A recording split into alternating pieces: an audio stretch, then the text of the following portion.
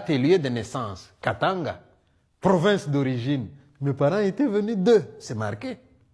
Et on décide de nous chasser. Et nous avons été chassés la première fois dans les années 60. Et n'oubliez pas, Lumumba a été tué en 61 de ces côtés-là. Lumumba, c'était un Kassaïen aussi. À ce moment-là, ça ne va pas aller, les Kassaïens dehors. Nous sommes partis. Quand Mobutu va reprendre le pouvoir, il se rend compte que pour diriger le Congo, il lui faut de l'argent. Et la GECAMIN, c'est ça qui donne l'argent au Congo à ce moment-là. Alors il dit, mais ces gens-là, moi j'ai besoin d'eux. Hein. D'autant qu'on avait tous, c'était des gens qui avaient une expérience professionnelle de plus de 20, plus de 30 ans. On va nous rappeler. Et Mobutu va instaurer la paix. Et puis on va de nouveau vivre convenablement. Jusqu'à 90. Une deuxième épuration ethnique va se présenter pour qu'on nous mette de nouveau dehors. Que s'est-il passé au Congo en 90, en 90? Eh bien, tous les Congolais étaient d'accord sur un point. L'ennemi du Congo, c'est qui? C'est les dictateurs. Il faut qu'ils s'en aillent. Mais le dictateur était intelligent. Il s'est dit comment créer une diversion. Je vais créer une guerre artificielle ici, dans mon pays. Comme ça, quand ils vont s'entretuer, moi j'irai avec mon armée, je vais mettre de l'ordre. Comme ça, l'opinion internationale qui nomme le président quelque part en dessous, eh bien, verra qu'il n'y a que moi. Et ils vont me maintenir au pouvoir. Et Mobutu va appeler quelqu'un du Sud, qu'il va nommer Premier ministre, alors que la conférence nationale avait nommé Premier ministre quelqu'un du Kasaï. Et Mobutu savait qu'en mettant de côté celui du Kasaï, en nommant quelqu'un du Katanga, il opposait déjà les deux provinces.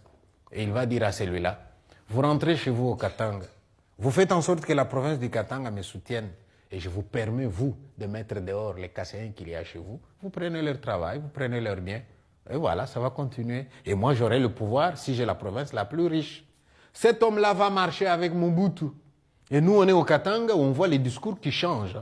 Ils viennent là-bas à la télévision.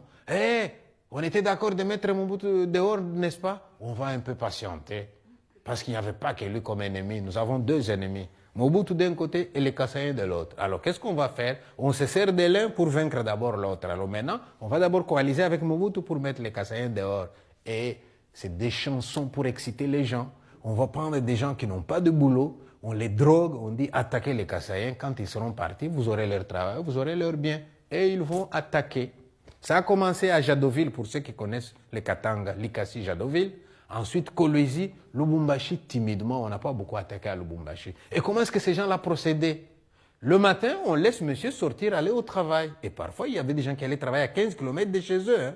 Alors si on vous attaque au travail, vous êtes vulnérable parce que vous n'êtes pas tout près de votre maison. On laisse les gens sortir le matin. Et dès qu'ils arrivent au bureau, on vous attaque sur le lieu de service. Là, vous êtes faible parce que votre préoccupation, mes enfants, où sont-ils en ce moment? On a chassé les enfants de l'école en même temps. Et madame à la maison, on l'a chassé de la maison. Alors vous voyez l'homme chassé du boulot qui sort.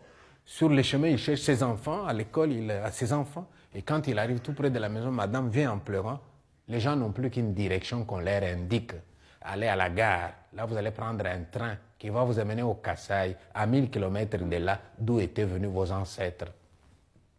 Mais le fameux train qu'on demande aux gens d'aller prendre, n'allez pas le comparer au vôtre. Hein. Quand j'arrive moi dans une gare en Belgique et que